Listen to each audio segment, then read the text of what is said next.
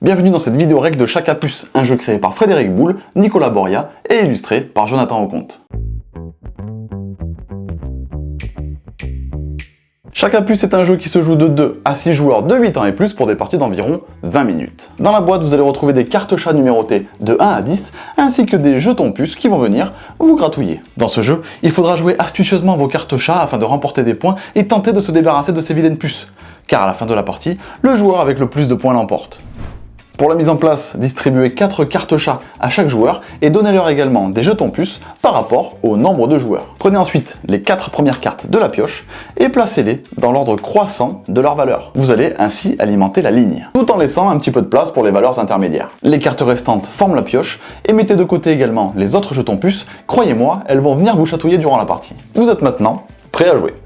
Les joueurs vont jouer à tour de rôle et durant leur tour, ils devront obligatoirement jouer 2 cartes, soit de votre main ou alors directement de la pioche. Lorsque vous posez une carte, si celle-ci n'est pas encore présente sur la ligne, alors vous la posez tout simplement dans l'ordre croissant. Si la carte que vous jouez est déjà présente dans la ligne, alors vous la placez par-dessus de sorte à former une colonne. La première carte que vous allez jouer n'aura aucun effet et servira seulement à alimenter la ligne. Cependant, gare à la seconde, car c'est elle qui fera toute la différence. Si lorsque vous placez votre seconde carte, elle n'est pas encore présente dans la ligne et qu'il y a au moins une autre carte adjacente, alors vous créez une suite. Dans ce cas-là, vous allez vous débarrasser d'un nombre de jetons puces correspondant au nombre de cartes présentes dans la suite.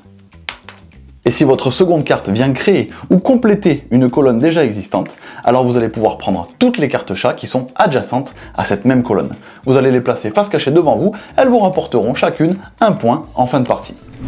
Mais ce n'est pas tout, car dans Chaque à Puce, des petits chats malins sont venus s'infiltrer parmi les autres chats. Ce sont eux qu'on appelle les Chaque à Puce, les fameux. Et une carte Chaque à Puce se joue exactement comme les autres cartes chats. C'est-à-dire que si vous la jouez en seconde carte dans une colonne, alors vous allez faire prendre à tous les autres joueurs un nombre de jetons puces équivalent au nombre de cartes de cette colonne. Si lorsque vous la placez, elle est seule, chaque joueur prendra tout simplement un jeton puce. À la fin de votre tour, vous complétez votre main jusqu'à avoir 4 cartes. Le joueur à votre gauche va pouvoir jouer son tour et vous allez continuer ainsi jusqu'à déclencher la fin de partie. Parlons-en de la fin de partie justement. Celle-ci intervient dès qu'un joueur s'est débarrassé de la totalité de ses jetons puces ou dès lors qu'un joueur ne peut plus compléter sa main à la fin de son tour. La pioche est vide. Dans ce cas-là, tous les autres joueurs réalisent un dernier tour et la partie prend fin.